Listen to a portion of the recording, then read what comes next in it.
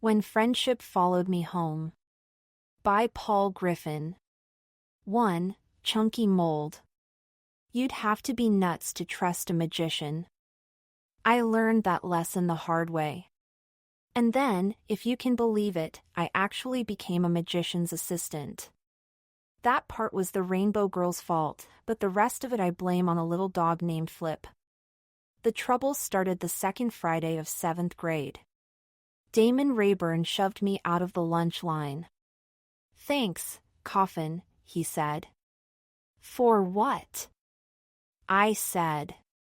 "Offering to buy me a slice. If you think a little threat like that could get me to surrender my pizza money to an idiot like Damon Rayburn, you know me pretty well."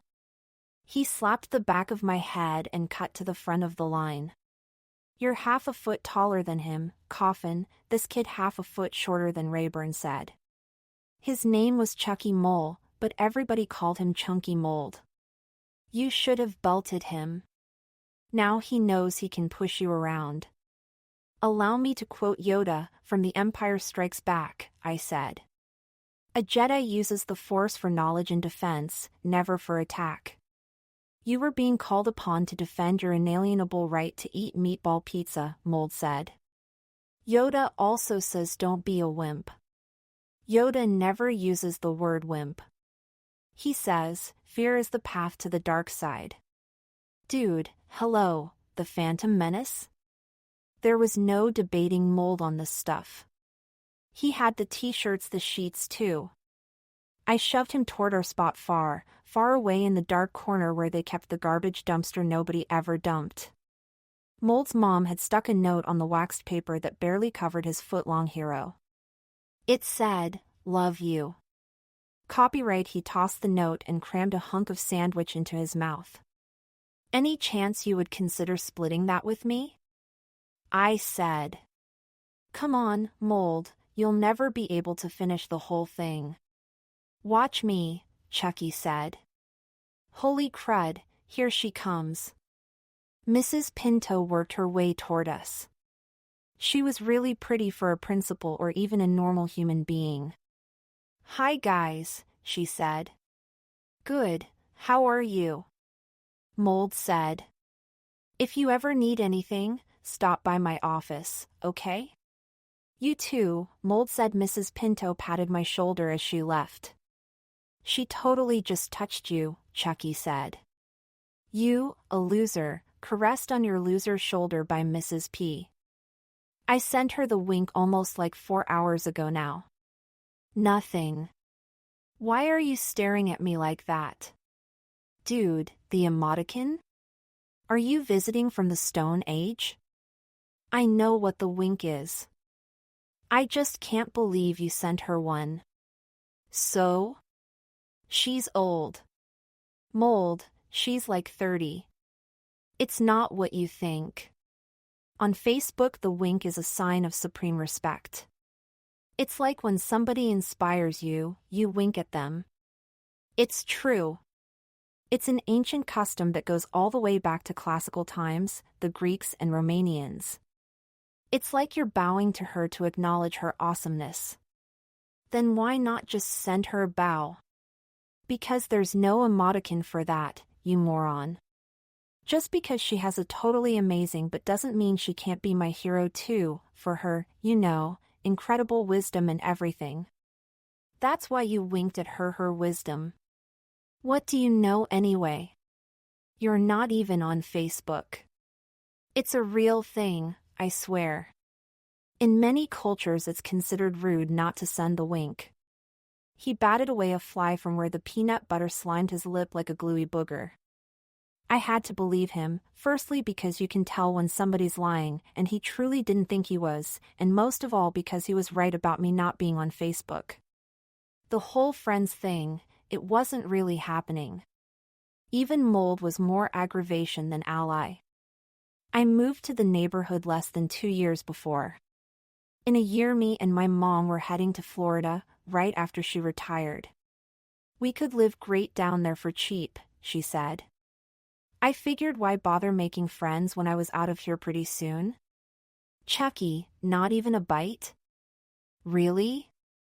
I said. Dream on, he said, or something like that. I couldn't tell with the sandwich all gunked up in his braces. 2. Heir to the Empire. My stomach was growling by the time the last bell rang and they set us free for the weekend. I headed down the boardwalk toward the library. Mrs. Lawrence always kept a plate of Chips Ahoy at the front desk. I was feeling pretty terrific for somebody who got robbed of his pizza money. You can't be sad in Coney Island on a clear September day. The ocean was glittery. The air smelled salty and sweet. My audiobook was nearing the climax. I couldn't get caught walking around with a book, of course. That's like begging for a wedgie. I cranked up my headphones and Heir to the Empire by Timothy Zahn.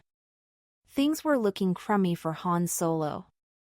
Thrawn's fighters swarmed the Millennium Falcon. The sound cut out when somebody came up behind me and ripped the headphones off my head. Who buys yellow headphones? This girl Angelina Caramello said. She was really pretty even though she was friends with Damon Rayburn. It's like lemons growing out of your ears. Plus you missed a belt loop, Angelina's best friend Rhonda Glomsky said. She yanked on the loop I missed. I truly don't understand how you got skipped a grade. How can you be so lame yet so totally adorbs? Ew, Angelina said. She chucked my headphones at me. Then Rhonda shoved me so hard she knocked the gum out of my mouth. I had to think about this. Rhonda Glomsky, ranked 11th prettiest in our grade, said that I, Ben Coffin, was not totally revolting. Even though she practically decked me right after she said it and her name was a little gross sounding. I know, like I should talk when my name reminds you of where a zombie escaped from. We were kind of perfect for each other if you took out the part about Rhonda being really mean. In my side vision I saw Damon Rayburn coming, which meant I had to be going, and fast. I was wheezing a little by the time I got to the library. It wasn't that far a sprint, but my asthma was kicking in, and I had forgotten my inhaler. Fortunately Mrs. Lawrence had it. You left it on the windowsill again, she said. She pushed a book at me. I need you to read this. My daughter can't stop talking about it. I'm looking for a second opinion before I put it on top of my stack. It was Feathers, by Jacqueline Woodson. This doesn't look like sci-fi, I said. You won't spontaneously combust, Mrs. Lawrence said. Ben, you'll love it, trust me. After you just said you haven't read it? Why are you standing here talking to me when you should be reading? It's written by a girl, I said. So? Like, I'm a dude. Take some cookies with you, dude. And yes, you can keep the fire escape door open a crack. She let me do that on asthma days. The breeze felt nice.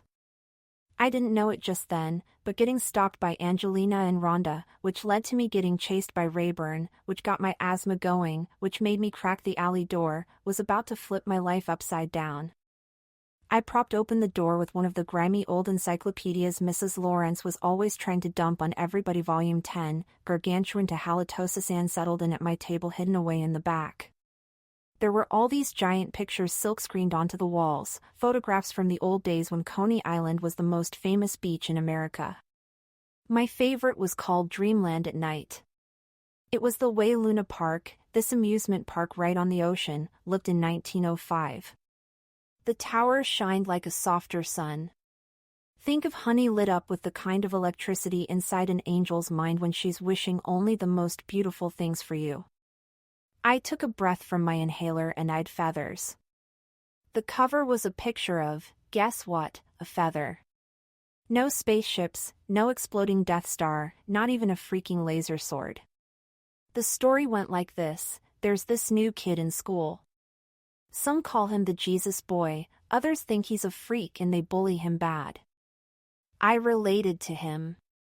I'm not talking about the bullying but about how I always felt like a stranger, even to myself sometimes. I just didn't know where I fit in or what I was supposed to do or be in life, like maybe I was a mistake. Pretty soon I was on the last page of the book. The story was the kind that ends too quick and leaves you worrying about what's going to happen to the characters, almost like they're your friends, except not annoying.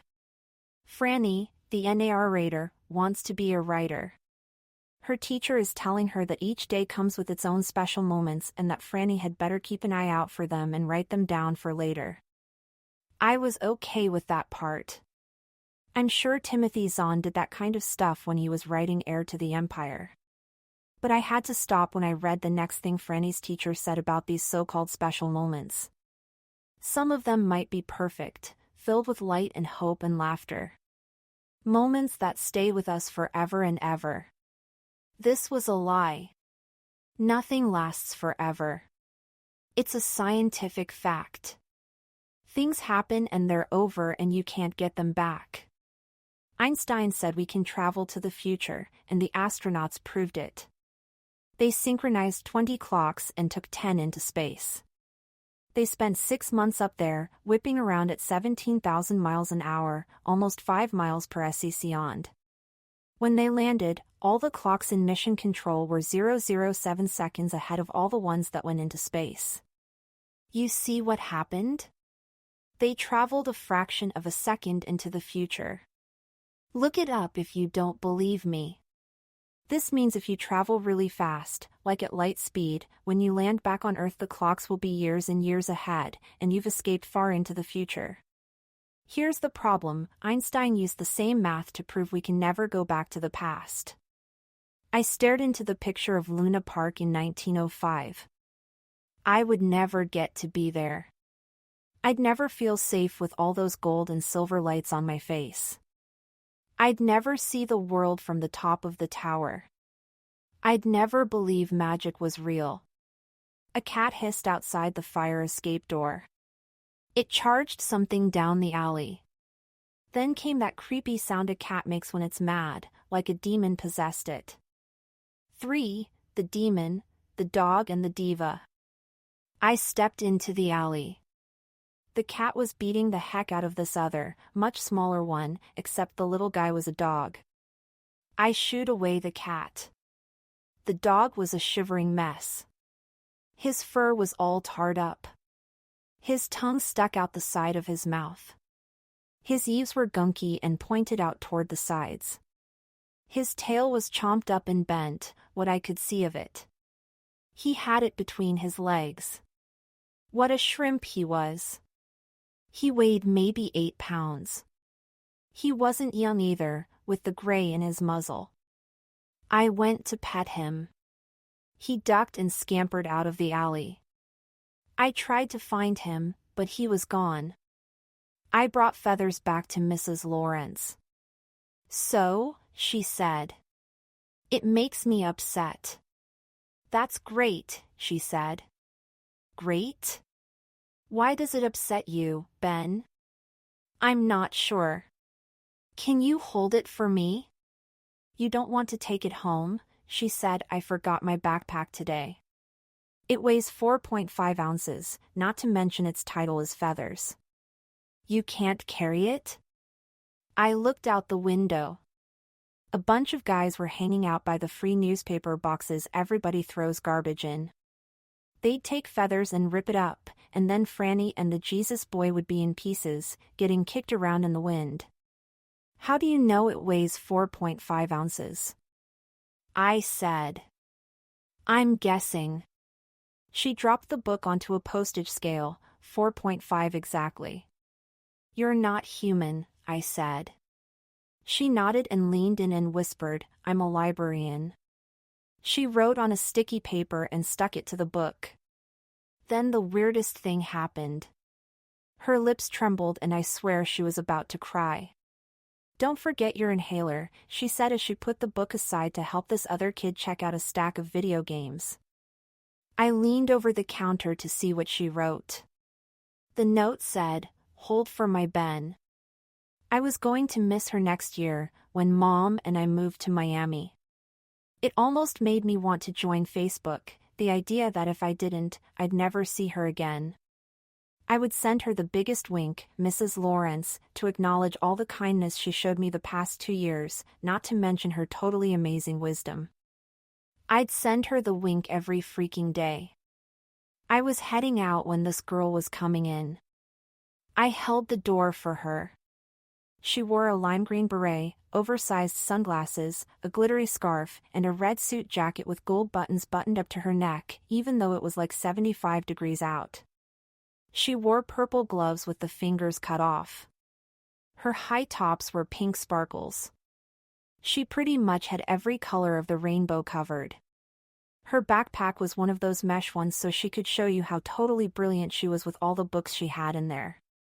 The big bad tough guys outside didn't mess with her, no sir. She was the kind of girl who, if you cracked some lame comment about her books or gloves or whatever, she'd come back with something that made you feel even stupider than you are, and in front of all your buddies too. Even the dumbest guy knows not to mess with a diva. And boy, was she one. She stopped to check a text. Here I am, holding the freaking door for her, and the whole time she's texting back. And then she brushed right past me without even tossing me a thanks. You're welcome, I said. No, I didn't. I just left. It was 5:30. Mom liked me home by 6 to help with dinner. The tide was coming in. The salt smell was strong enough to make you cough. Papers blew around the street. I had a feeling I was being followed. I turned around. Mermaid Avenue was packed with everybody coming home from work, but nobody seemed interested in me. I headed up to Neptune, which was a little less crowded, and now I was sure somebody was stalking me. I spun around, and there he was. 4, the stalker. That little dog from the alley stopped maybe 50 feet away and sat and watched me. Come here then, I said, but he wouldn't. I walked toward him and he ran off. I shrugged and went on. I looked over my shoulder, and he was following me again. I went into the supermarket to where the lady in the hairnet was always trying to push the free cheese samples on you. Can I have some? I said. What else am I here for? She said. I scooped 4 fistfuls into my pockets. At least tell your mom the cheese was good, the lady said. You know, so maybe she buys some next time? Oh, I will. Right, she said. I felt bad for her. Selling fancy cheese in a mediocre supermarket is a hard job. When I came back out, the dog was waiting for me. He was the stalker. 1 closer now, and boy was he shaking. I put a piece of cheese on the sidewalk and stepped back 20 feet. He approached real slow, and then he gobbled it. I put another one down and stepped back 10 feet this time, and it was the same thing. Then 5 feet, then he was eating out of my hand. I swear he wolfed down a 1/4 pound of cheddar. He let out a burp louder than any I ever made. His breath was not particularly fantastic. Then he leaned into my leg and shook so hard he shook me. I scooped him up and took a quiet side street home. No way was I getting caught carrying around a girly little dog like that. It would have been worse than being caught with a book. 5 mom. The answer is yes, my mother said. I didn't even get a chance to ask her. She just saw the little varmint in my arms and said okay. Now let's get this dog into the tub. Thanks, Mom. I'd wanted a dog for as long as I could remember, but we were going to wait until we got to Florida. Luckily, Mom liked to go with the flow. He picked you for a reason, she said. Right, I'm the first sucker who fed him. She messed up my hair, life's a journey, traveler. And we're all in for one heck of a ride. Hiking uphill is the best part of the trip, never forger, she said. How could I when you remind me twice a day? She was 67 years old. She didn't dye her hair, which she kept short, no fuss, no muss. You might be doing the math, her age minus mine, a 7th grader's. She'd have MOM. 17 to be in her mid-50s when she had me, right? Except she didn't. I was 10 when she took me in. Get the towel, Mom said. We dried him off, and wouldn't you know that little Mutt was sort of cute. His coat was spiky. With the gunk gone, his eyes were gold brown. I tucked his tongue into his mouth, but it fell out. Let's fatten him up, Mom said. Her saying yes to the dog so quick got me thinking. Mom, all those kids in the group home. You could have adopted any of them. I've always been afraid to ask, but why me? Why were you afraid to ask? She started frying up some hamburger. Sometimes I think if I talk about it, it'll disappear. Living here, in the apartment. My own room. Dinner while we watch TV. You and me. Traveler, she said. You and I will never disappear. We're forever. You know that, don't you? Of course. You're a terrible liar, son. How do you know I'm lying? Because you do this adorable little thing with your eyes. They open a bit too wide, and you look off to the right. Ben? It's like this, when Laura died so suddenly I was at a crossroads. We'd always talked about becoming foster caregivers, and I thought, well, if I find the right kid, the one who really needs me, I'm going to do it. She stopped cooking to look at me full on. I just knew you were meant to be my son. How'd you know, though? Magic. She wasn't talking to me now. She looked past me, at the picture on the wall above the kitchen table. Mom's partner Laura watched over us every night as we ate. She had a true smile, like she wasn't forcing it for the picture. She got cancer, the kind that hijacks your blood. She would have loved you, Mom said. Then she snapped out of it and got back to cooking. There's not much here. You'll be hungry. You'd better go pick up some Chinese food. Now she was lying. There was plenty of hamburger, even with the dog there, but I saw she wanted to be alone for a bit. She didn't like to be sad in front of me. Mom? They have this new cheddar at the supermarket. It's really terrific. Good to know. Hey, our new friend here, what are you going to call him? Not sure yet. You'll know when you hear it. I made a leash from my bathrobe belt, but I didn't need it.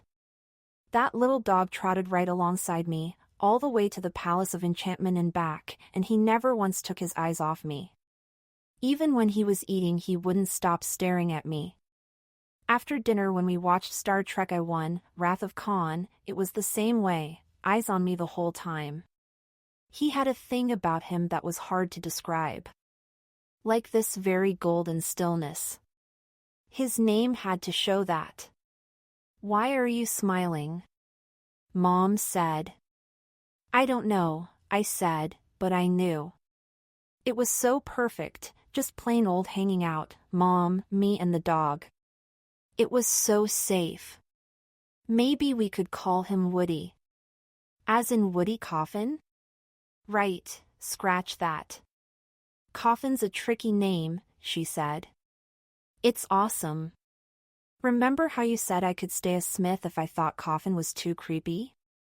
There were lots of Smiths in the foster homes, and Joneses and Washingtons.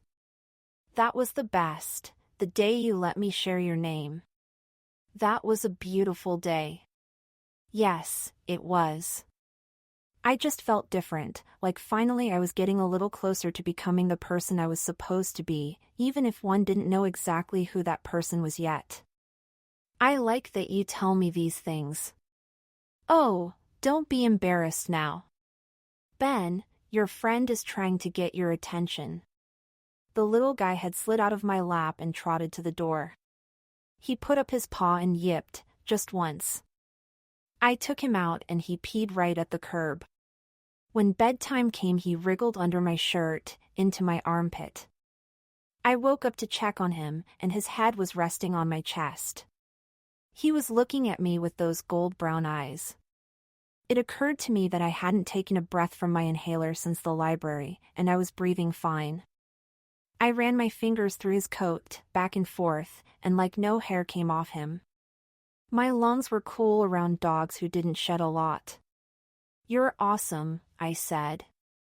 He dove at my mouth and licked my lips.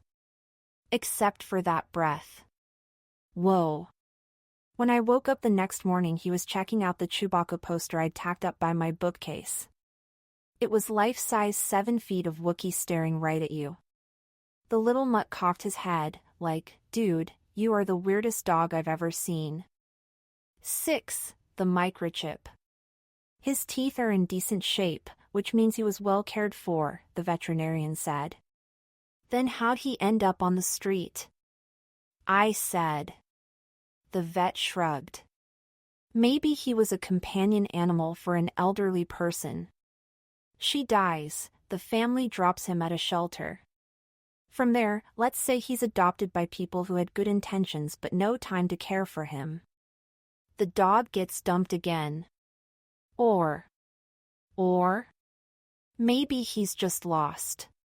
He has a microchip embedded in his skin. Look. The doctor passed a scanner over the dog's shoulder. A phone number came up on the iPad screen. That's his owner. There's an email address too. Maybe he ran away, I said. She was probably treating him really rotten. Traveler? Mom said. Think how you would feel if you lost your dog. Think about the dog most of all.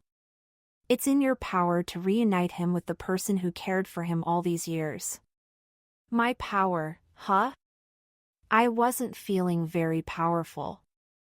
I was feeling like I wanted to barf all over the vet's office. We plumped down on the bench outside the veterinarian's and waited for Mom's sister, Jeannie. We were hitching a ride with her to the Bay Ridge Mall. The website said you could bring your dog inside the pet supply store, except he wasn't really my dog now. I took out my phone, hit speaker, and dialed. Mom chucked her arm over my shoulder. I'm proud of you, she said. The dog was snoring in my lap. Then came the voice.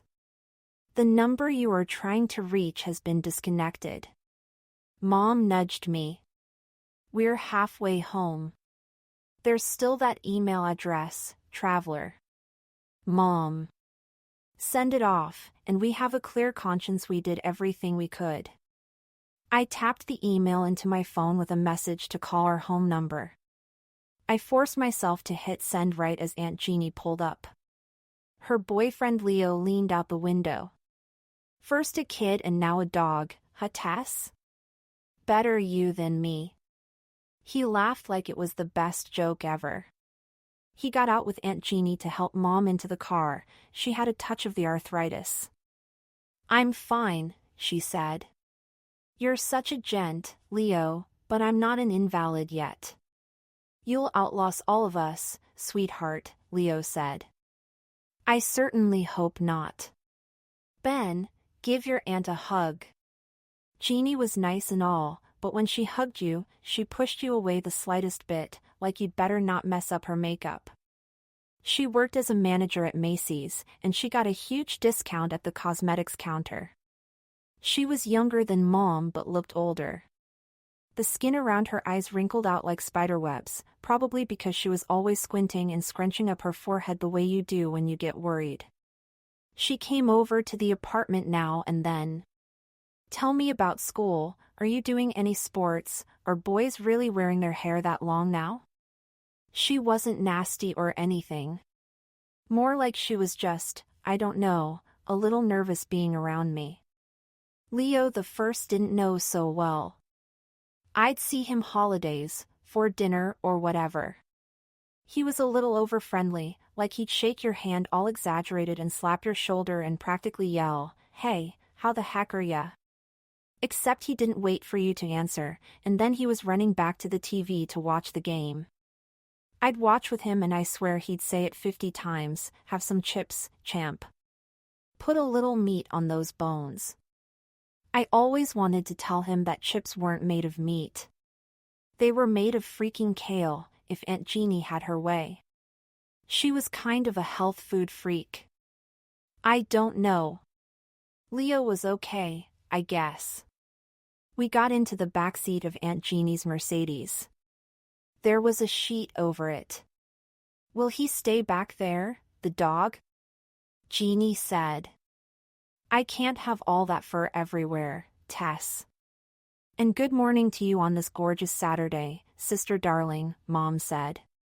She kissed Jeannie's cheek, then Leo's. "Sorry," Jeannie said. "It's just that I had the car vacuumed yesterday." "Babe, relax," Leo said. He winked at me. "Right, champ?" The dog nudged my hand and put up his paw. "He wants you to give him a high five," Mom said.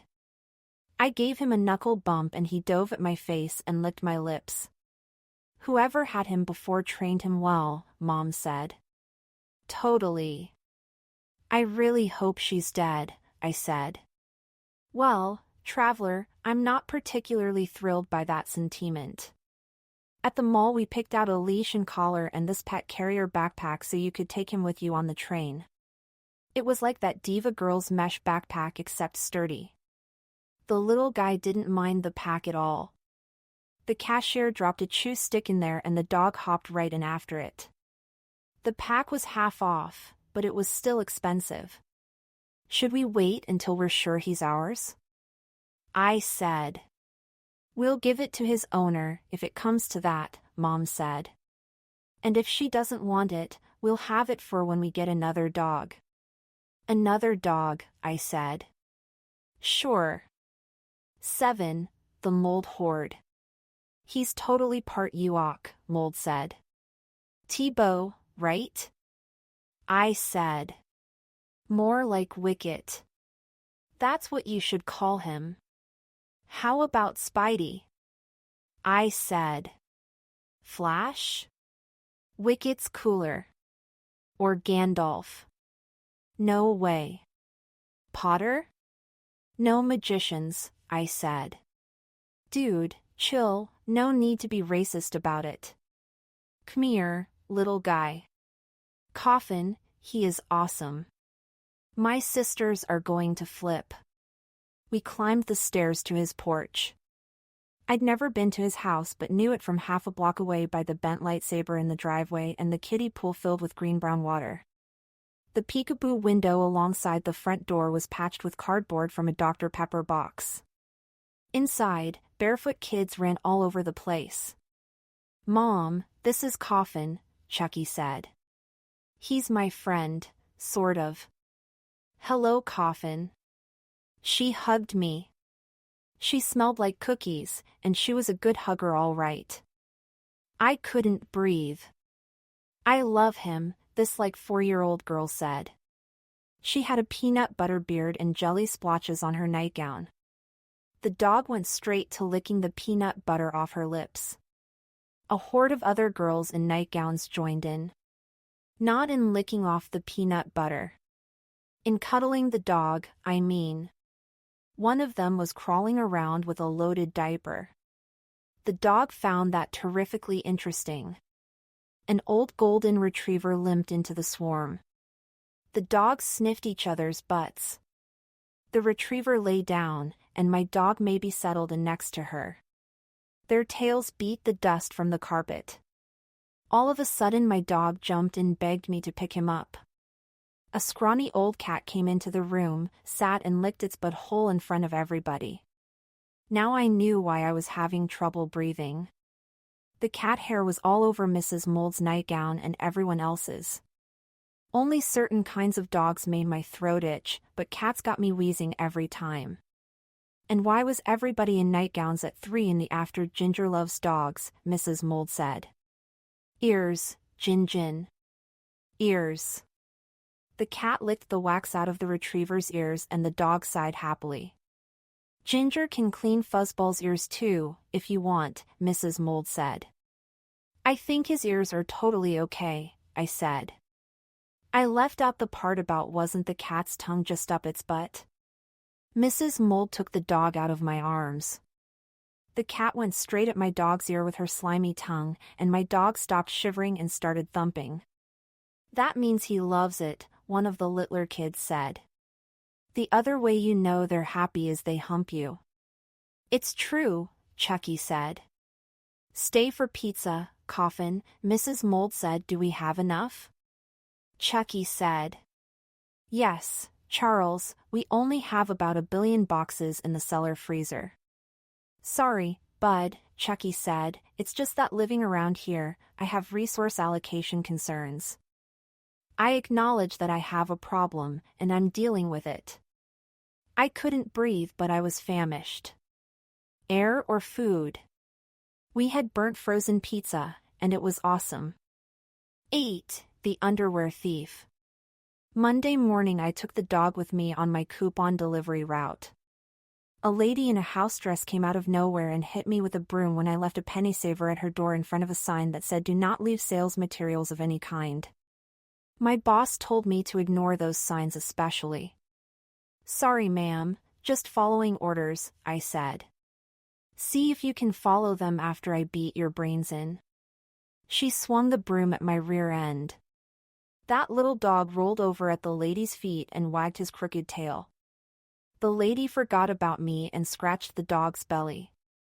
She was a whole different person now, like actually nice. She invited us in for a bagel, but I had to get to health and safety class, where Rayburn nailed me with spitballs. Avoiding him the rest of the day was no problem because, well, let's just put it this way, he wasn't in honors. I ate lunch under the stairs. After school I ran home. I'd set up my phone with the camera on time-lapse to see what the dog got up to. Here's what he did all day after Mom went to work, nothing. Except he got into my laundry basket and grabbed hold of my underpants. He made a pillow of them in the hallway inside, eyes on the door the whole time, until and this was crazy he went insane scratching at the door 5 minutes before I even put the key in, like he had ESP that I was on my way home. I checked my email. Still no word from the dog's previous owner. She was dead for sure. I was feeling really terrific about everything. You got a dog, right? Mrs. Lawrence said. How do you know these things? I said. I turned around so she could see the dog through the mesh panel of the backpack. You don't swamp the online reservation system with requests for dog training books when you adopt a ferret. Come around back here and let me see. I went behind the main desk, put the backpack on the floor, and unzipped it. I want to eat him, Mrs. Lawrence said. Why? She scooped him up. Hello, you little wombat. The dog attacked her with a kiss. I mean, he totally Frenched her. His eyes, she said. They remind me of our little guy Harry.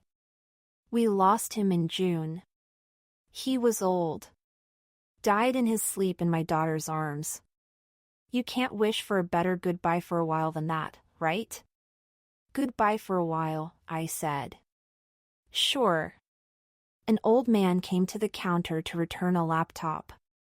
His book bag said, reading makes you live longer. Just look at me. Mrs. Lawrence put the dog into my backpack. She nodded to a stack on the counter. Those are yours, Ben. On top of the dog training books was Feathers. When I turned to put the books into the backpack, the dog was gone. 9. Return of the Rainbow Girl. The little mutt trotted to the back of the library where the diva was camped out. She wore a yellow beret, fluorescent pink nail polish and a tangerine scarf. The only thing not popping bright about her was her skin, which was really pale. She had bags under her eyes too, like she stayed up the whole night reading all those books I saw in her backpack last time. The dog climbed into her lap. It's criminal, his adorableness, she said. What's his name? Not sure yet, I said. I've only had him 3 days. She'd spread her books out all over the table that was previously mine until she took over the entire freaking thing. One was a copy of Feathers, crazy-colored sticky notes marked off the pages. You're her, I said. Mrs. Lawrence's daughter. The book was in my hand, Feathers, the library copy. I'm almost done reading it. Some books change the way you see the world, and then there's the one that changes the way you breathe. How are you loving it? You know, totally.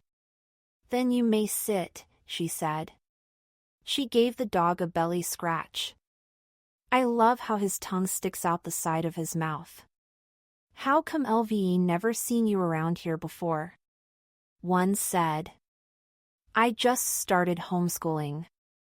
I work in my apartment until lunch, but after that I get totally stir-crazy. Besides, you have seen me before.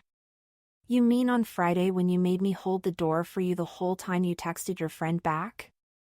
Before that, and sorry for being preoccupied. I was in the middle of a pretty important exchange. You really don't remember me? It took me a little while to remember that I actually had met her. The oversized beret covering her head threw me off, but she was the girl with the loopy light brown hair from last winter break. You helped me check out my books while Mrs. Lawrence was on the phone, I said. Who admits to having red-eye, robot and then renews it? You look different, she said. Look closer. See? She had practically no eyebrows. The chemotherapy is actually working.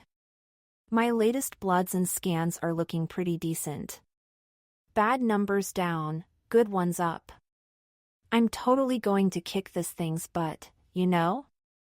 I know, I said, like an idiot, like I knew anything about her except she made me feel the way I did when I saw the dog following me but afraid to follow me. It was like when Darth Vader chops off Luke Skywalker's hand. Vader will let Luke live if he joins the dark side, but Luke doesn't.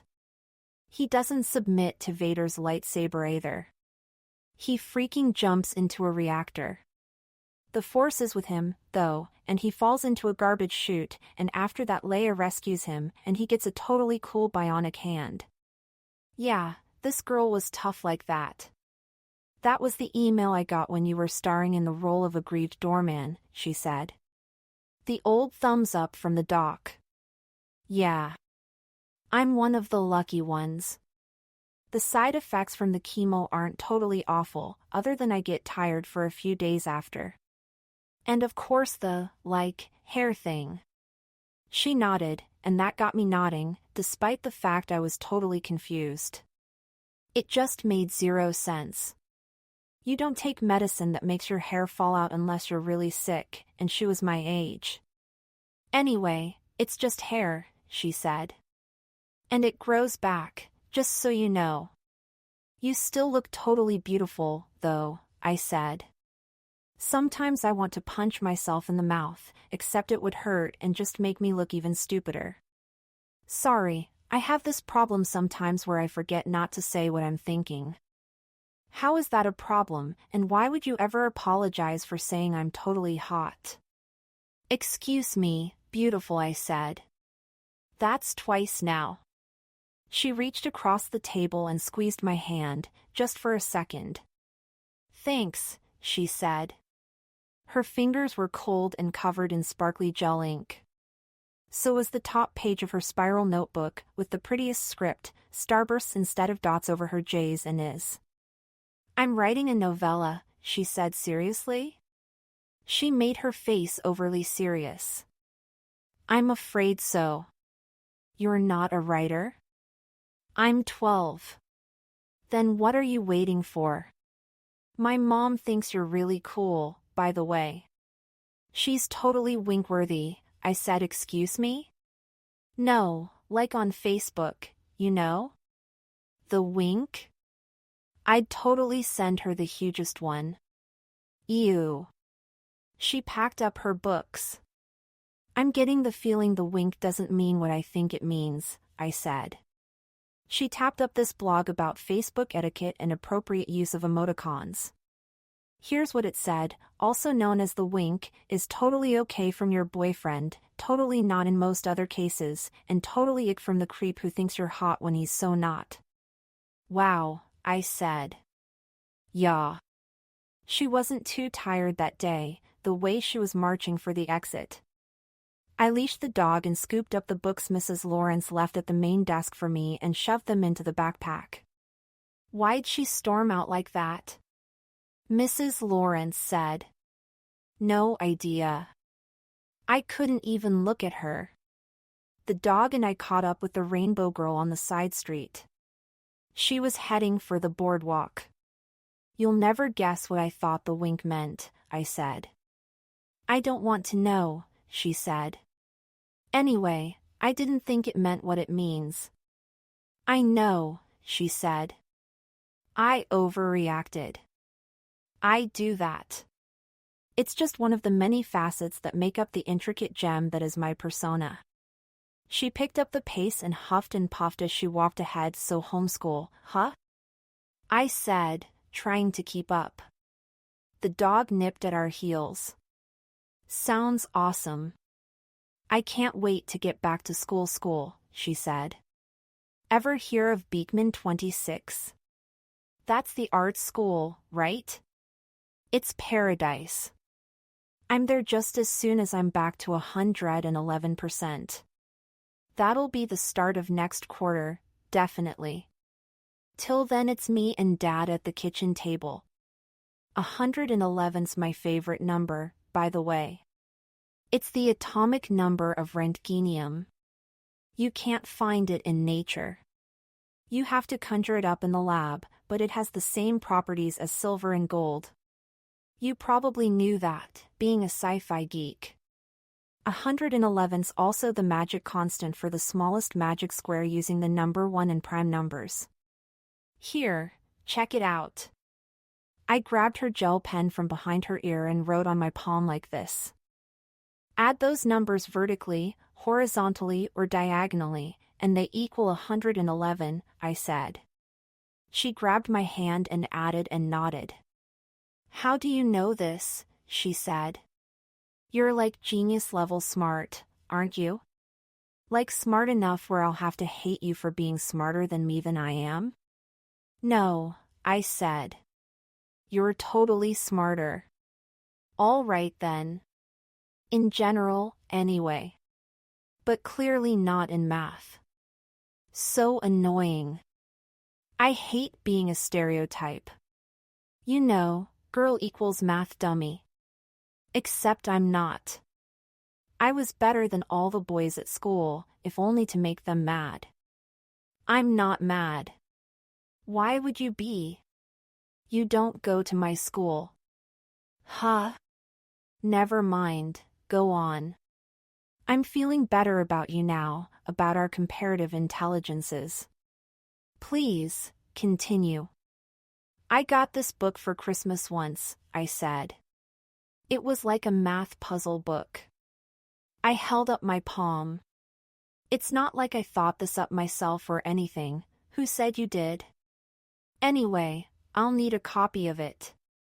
She pressed her palm on mine and the ink transferred to hers.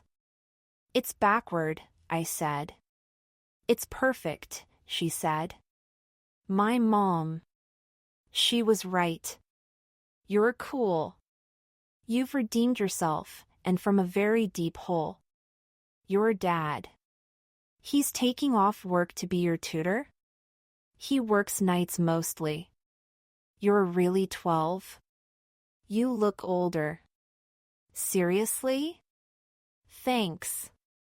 You're hilarious. How much older? 12 and a half, she said. You're like 13, right? AM.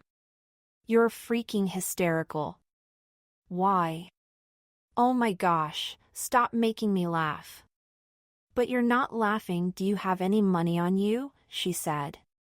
Buy me a Reese's and I'll forget that whole thing back at the library entirely. What, that I wanted to send your mom the wink? Why are you reminding me? I bought a 3-pack and we sat on a boardwalk bench. She nibbled the candy. Sweet cheese whiz, that's good, she said. This dog's very existence is preposterous. He's so goofy I want to smush him and munch him up into a billion with do pieces of fluff. Gonna eat chow. How do you not have a name for this little freak? I love the way he looks at you. And how's that? Constantly, she said. You should get him certified as a therapy dog. That way he could come into the library, and nobody can give us dirty looks. You mean like a seeing-eye dog? Exactly not. Are you blind? There's this thing where kids who have a hard time reading read to dogs. The dog doesn't judge the kid when he mispronounces a word or whatever. The dog's just completely psyched the kid is giving him all this attention. The kid feels like, whoa, this dog is totally Return of the Rainbow Girl. 39 listening to me, I must be reading pretty great. The more confident the kid gets, the better he reads. I swear, it's a real program. They do it in schools and libraries and jails and stuff.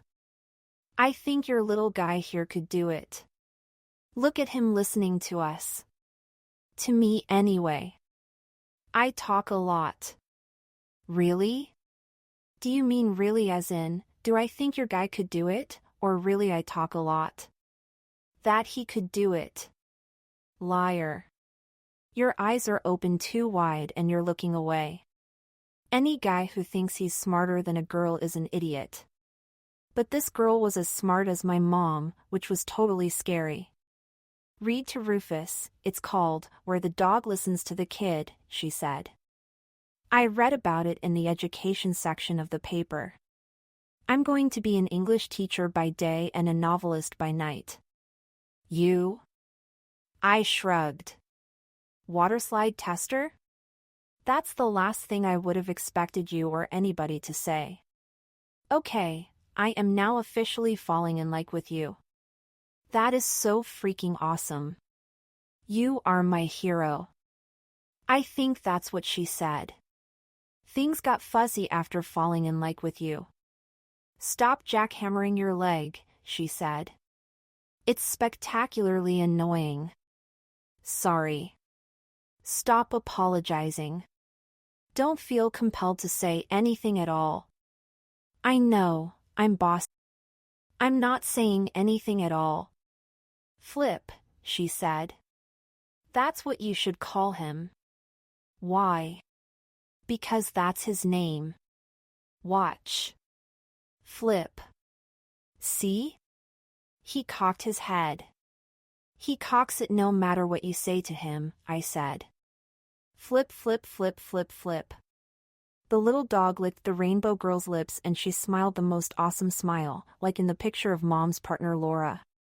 Not pushing it, just real. Then she pushed up from the bench and headed off. Gotta go study. Dad's dropping an algebra test on me first thing tomorrow morning. Beats what I have, a quiz on chapters 1 through 5 of To Kill a Freaking Mockingbird. What, you expect them to let you analyze Starship Troopers in English? At least you love feathers, which means there's hope for you. Look into the therapy dog certification. Maybe I'll help you get that Read to Rufus thing going at the library. My mom would be totally into it. We were backpedaling away from each other, and we had to shout now. Hey, I'm sorry about your dog, I said. We're adopting a new one as soon as I'm 111%. What's your name anyway? Hallie, like the comet. Wow. Yup. I'm like Ben, just so you know. I like no. Mom told me, plus it's on your library card, duh. What's it about, your novella? She spun around once and skipped and smiled.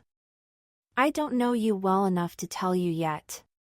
Does that mean you'll be at the library tomorrow after school? I have a doctor's appointment. We look like idiots, hollering as we're backing away from each other. You're about to backpedal into an old man in a wheelchair. Ben? Yeah. 111. That's how many books I'm going to write. That's how many years I'm going to live. Bye, Flip. I texted Chucky. BC, who told you the wink means profound admiration and respect? CM, Rayburn, Y. 10, destined for amazingness. He's going to be amazing with the kids, the lady at the Read to Rufus office said. Mom elbowed me and got back to signing the paper that said she would sponsor my training to become a Read to Rufus facilitator because I was underage. This girl, my friend, we'd like to start a program at my library, I said. Sounds fantastic, the lady said. You and Flip will need to attend some classes to get him certified. There's a bunch of homework too. Can you commit to that? 111%, I said. He's absolutely devoted to you, Ben, the lady said. Go ahead, do it again. I'd like to take a picture and post it on the website, if you're cool with that. I read to Flip from the Memory Door, by N. T. Castillo Cormier. His little ears perked up and he cocked his head, his big gold eyes on me. When I winked at him, he dove at my mouth and stuck his peanut butter stinking tongue in there. Check your training books about how to teach him not to fly at the reader's face, the lady said. Her phone camera clicked. Keep going, Ben. The book was about this guy who finds a doorway that'll let him travel 140 million years into the future. He opened the door and the whole earth was ice. The sky was black even though the sun was shining. The sun itself was 10 times bigger, but the future was all cold wind. He turned around to go back home, but the door had disappeared, and now it and everything and everyone he'd ever known and loved existed only in his memory. The subway car was crowded on the way home. I left the backpack open, and Flip stuck his little head out to look around. This girl in the next seat said, I want to cuddle him till I crush him. I held the backpack a little closer to me. The train stopped and the girl got off and actually said bye to me. Wield your newfound power gently, traveler, Mom said. Who's this friend you were talking about? The one who's going to help you set up a Read to Rufus clinic at the library? You know, just this girl I met. Okay, Mom said. How long have you known her? Like, since last winter? Mom, she's a library girl, for cripe's sake. Relax. She put me into a sort of headlock and kissed my forehead, and then she went back to her book, some non-fiction thing about getting traumatized kids to talk again. That's what she did for work. That was how we met. I didn't want to think about it anymore, the time before. Went to live with Mom. I put on my headphones and listened to the Transformers soundtrack and dreamed about the future, about all of us hanging out at the library, Flip and me and the Read to Rufus kids and Hallie like the comet. 11, I write, therefore I am. Wednesday was Rayburn free. Word was getting around school that he cut out to do something illegal, not to mention profitable. Angelina started the rumor, and the way she said it, I was pretty sure she thought Rayburn was the most fascinating humanoid on the planet. He's gonna be so rich someday. Big deal. A rich moron, some prize. Chucky and I were going to eat in the cafeteria, but the urge for half-decent slices overwhelmed us and we went out to Nice Guy Eddie's. Does she have a nice but at least, the library chick? Coffin? Do I need to smack the snot out of you? Sure, pick on the short kid. Now you're a tough guy. My hero. Are you going to eat the rest of that? What, you want to lick the plate? I said. He did, too. After school I picked up Flip and we went to the library. I looked through the window and saw the place was packed. Somebody is bound as do Lord Residential on the glass until Mrs. Lawrence came out. I did what Hallie said. I started getting Flip certified as a therapy dog.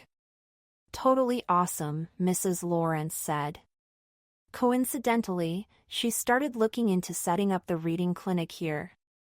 She was just talking about you, in fact. She said, Tibet Saif boy shows up in 10 minutes. That was 10 minutes ago, Hallie said as she came outside.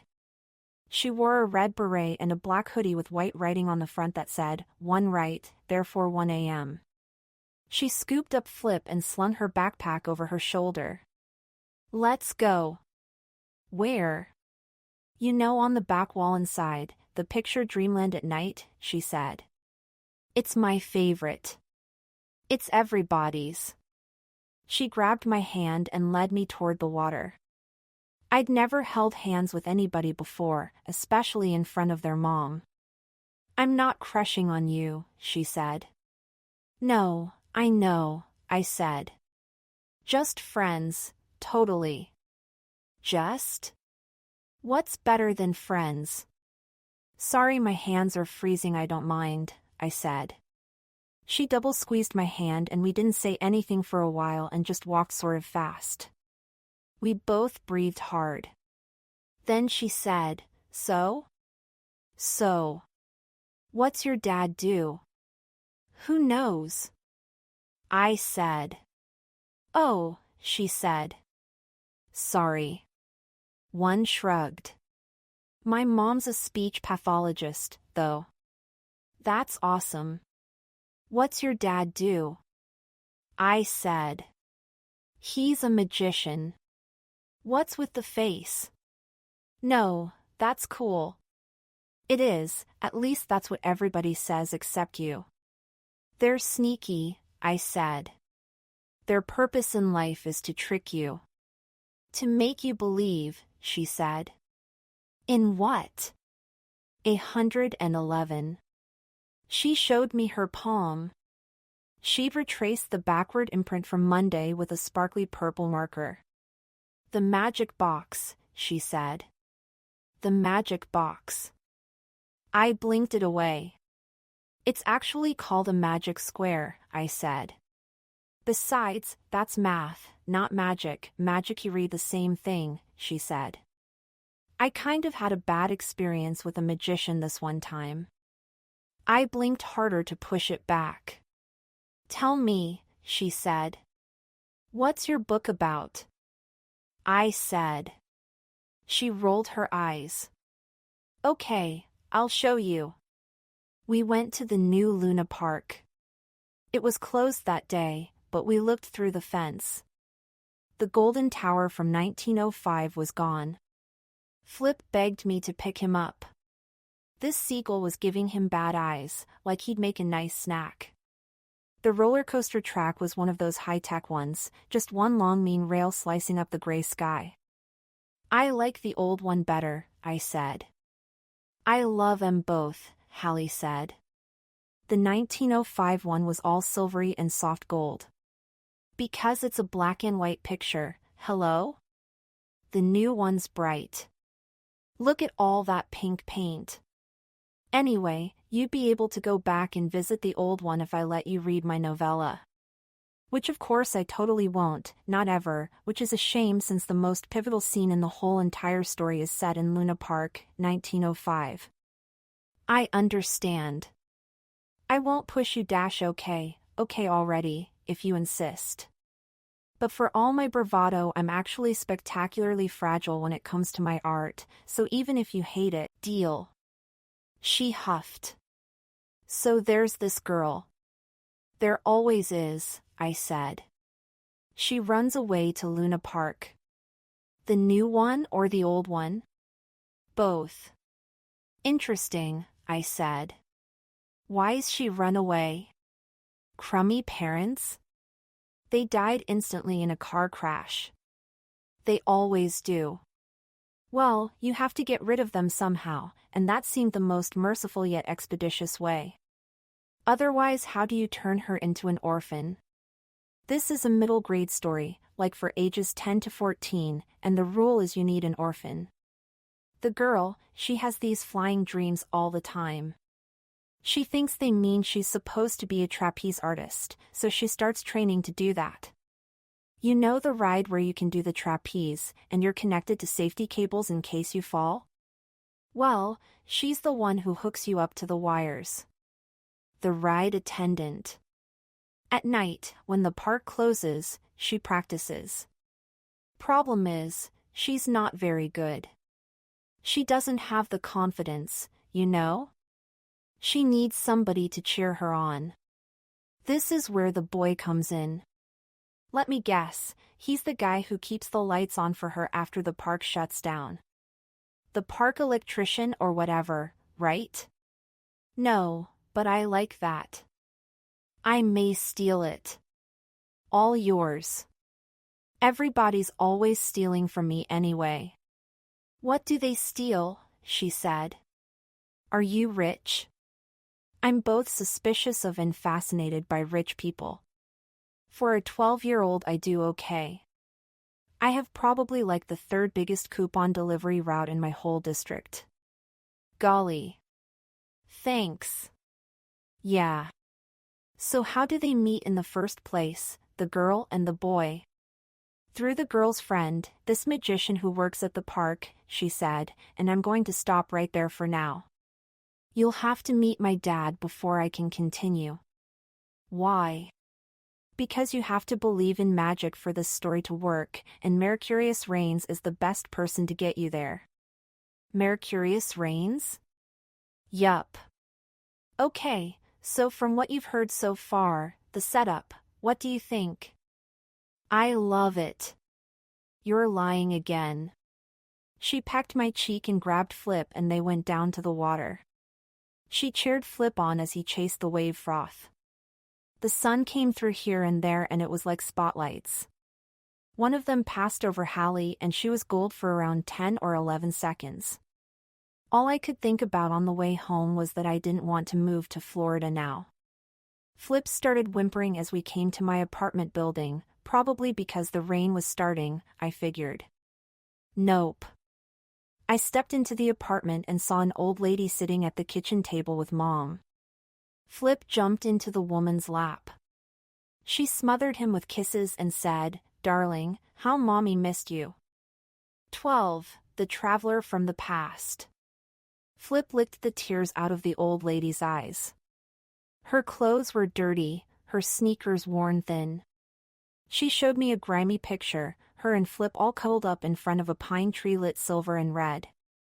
In the picture the woman looked nice, pretty clothes, sweet smile.